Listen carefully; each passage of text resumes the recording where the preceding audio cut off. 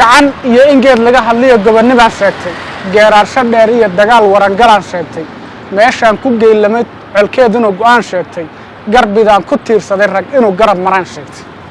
waa tix ka mida gabayga garaad wiilwaal magaalada Jigjiga waxay ahayd magaalo ay ku yaalaan ceelal kala duwan oo ay ka cabaan dadka iyo dunyaduba taasi oo keentay in lagu loolamo gacan ku haynteeda iyo cidda lahaanaysa garaad wiilwaal waxa uu magaalada Jigjiga ku galay dagaalo kala duwan balse midka ugu caansan ee uu ku hantiyay guusha waxa uu ahaa dagaalkii ugu dambeeyay ee ka dhacay magaalada Jigjiga ee dhexmara isaga iyo cidda ay loolamayeen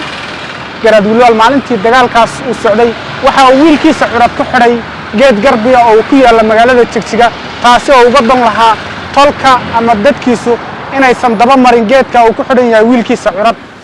dagaalka ceelka lagu doonayo halkan garbidu waxay ku taalay dhinacan ka xigtay ceelashay dhinacan ka jirtay ciidankiiba labadii ciidan baa isweeraray ciidanka bartiraha ayaa laga soo xoornaaday wiilkii kolku arkay ciidanka la soo wado ay wiilkii geedka ku xidhay waa garaad Umar kala ku xidhay sidaa kolkii bartirihii u doomaray ciidankiina soo dhigay uma qoriyo xarig garaadkiina wiilkii waan taagay haragu celiya wiilka in lagu dagaalamo sidaadii loo doomaray qoriyo xarig garaadkiina wiilkii waan joogaa iyaguna way soo boodaan qodii sidaadii loogu rogay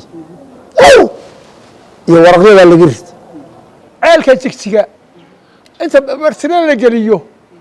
ayaa loo dhigay shubaalada ku waraabiyo dibadda garaadkuna taasoo ka dhintay ka gadooday Jigjiga la isku haystay taasoo garaad wiil ka deeray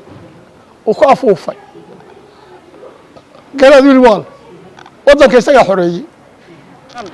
garaad xirsi faarax xirsi maalintaasi waxay ahayd maalintii uu hantay guusha taariikhiga oo ku hantiyay magaalada Jigjiga isaga iyo dadkiisuba